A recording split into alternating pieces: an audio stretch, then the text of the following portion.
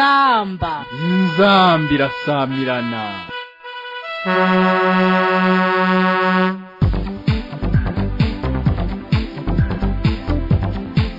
Amakuru na Pierre Gahungu.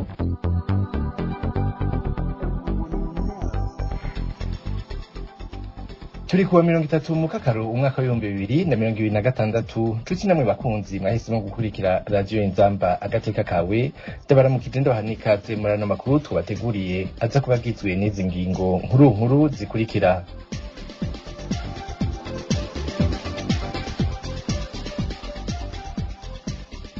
Igenekerezo rya 30 mukakaro uko mwaka utashe isi irahimbaza umunsi mpuzamakungu wahariwe kurwanya urudandazwa rw'abantu.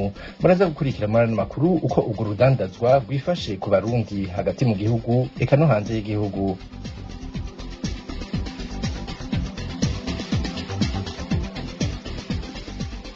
Inama yo gukarisha ubwenge kubigisha irikiraba kuva kuwa mbere w'ino ndwi turimwo ikazosozerwa kuri uno wa gatandatu. Urunani FENASEB rukiyamiriza ko bamwe mu bigisha bankiwe kuyijamwo kandi atamvuze ifatika zihari.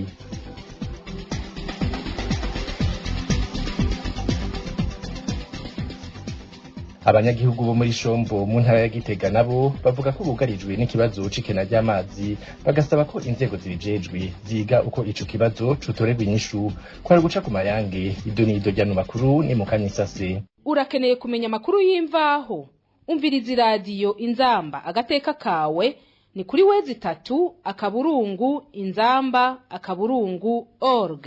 Ndasubiye kubaha ikaze muri ano makuru tugira duhereye kuri ino nkuru iciye ku masonga. Ingozi mu ntara ya Butanyerera uwuserukira impunzi z'abanyekongo bo mu ikambi ya Musasa arafunzwe kuva kuwa 17 mukakaro.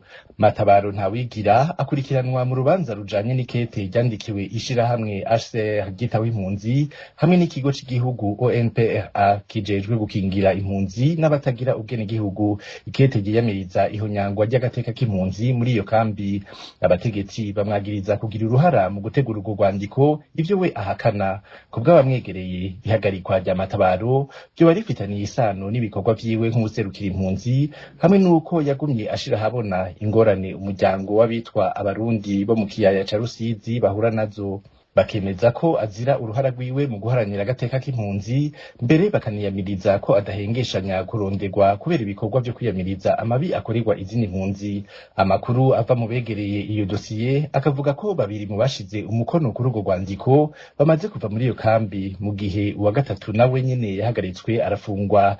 Mu kurindira ingingo y'ubutungane, Matabaro Ntawigira abandanya afungiwe mu ibohero rikuru rya Ngozi. Nkuko nabibabwiye mu ntango zano makuru, igenekerezo rya 30 mukakaro ni umunsi mpuzamakungu wahariwe kurwanya urudandazwa rw'abantu. Mu Burundi urwo rudandazwa ruribonekeza cane cane ku barundi batari bake bakorerwa amabi atandukanye mu gihe baba bagiye kurondera akazi mu bihugu vy'Abarabu, mu bihugu vyo muri Afrika cane cane mu buseruko. Urwo rudandazwa ruranibonekeza mbere no mu gihugu hagati. Iyo nkuru tuyibaze mugenzi wacu Jean Georges Kibogora. Ubukene buri mu miryango n'umutekano muke ngo vyo arivyo bituma abantu batabakomoka bakaja kurondera akazi hanze y'igihugu, ariko mu nyuma bagasanga bariko barakorerwa amabi atandukanye bacugwa bufuni na buhoro. Nk'akarorero muri no minsi haribonekeza abakobwa n'abagore batagira uko bangana bagiye kurondera akazi mu bihugu vy'Abarabu cane cane muri Arabia Saudite, bakaba bagiye hakurikijwe amasezerano ico gihugu cagiraniye na leta y'u Burundi mu mwaka w'2021. Amatohoza yabaye mu nyuma yerekanye ko benshi muri bo bakorewe amabi atandukanye, harimo no kubaka amapasiporo yabo, kubakoresha ibikorwa vy'ubucakara n'ibindi. Ari naco gituma benshi muri bo baciye batahuka basubira iwabo mu Burundi. Uretse abo baja mu bihugu vy'Abarabu, hariho abakobwa n'abagore mbere n'abagabo cane cane urwaruka bafatwa bakajanwa mu kinyegero mu bihugu vyo muri Afrika y'ubuseruko, Kenya, Uganda na Tanzania. Bagenda bemerewe akazi, bamara gushikayo bagakoreshwa amabi harimo gushurashuzwa no guhabwa ibikorwa birenze urugero.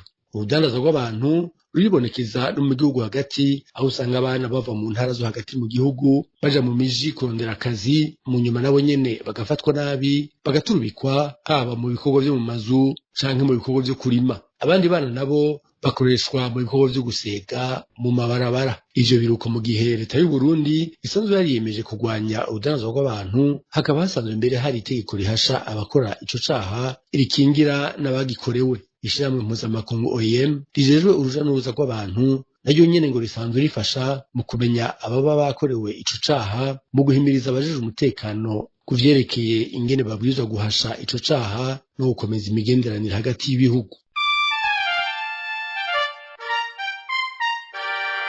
Inzamba. Amakuru tubateguriye arabandanya. Inama nkarishabwenge ku bigisha bo mu gisata nderabigisha yaratanguye kuri uyu wa mbere mu ntara zose zigize igihugu, ikazosozerwa kuri uno wa gatandatu. Urunani rw'amasendika yo mu gisata c'indero n'inyigisho mu Burundi FENASEB rukababazwa no kubona hari abigisha bakumiriwe muri izo nyigisho kandi bari babifitiye uburenganzira. Dukurikire Antoine Manuma arongoye urunani FENASEB. Zatunganijwe mu ntara zitanu zigize igihugu n'ubushikiranganji bw'indero n'ubushakashatsi bufashijwe n'umugambi pakabu iga neza kibondo. Ariko ku munsi zitangura harabigisha bankiwe kuzikurikirana, ko kuri lise ya Cibitoke hakoraniye abigisha bavuye mu mihingo itandukanye y'intara ya Bujumbura, hirukanywe abarenga 20. Imvo ngo nuko batari ku ntonde zategekanijwe, ariko bakaba bari bararitswe n'abayobozi b'amashure bakukira, kandi n'intonde bariko zikaba zari zahanahanwe ku mbuga ngurukana bumenyi, mbere n'abo bigisha zikaba zari zabashikiriye.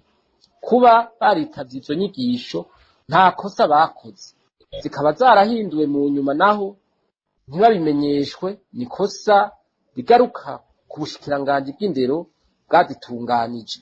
Ingaruka ariko mbi ni uko zabaye kuri abo bigisha, kuko hari abagize ingendo ndende bakariha amahera menshi yo kwiyunguruza n'ibindi vyankenerwa ku rugendo. Kuvuga nk'abigisha bavuye mu makomine ya Muhuta na Rwibaga bakaja mu Cibitoke bakongera bakagaruka imvumura. Muri abo harimwo bashasha batararonswa nimero ndangamukozi n'abakorera bushake, ni ukuvuga ko bitangira igihugu ariko bataronswa umushahara.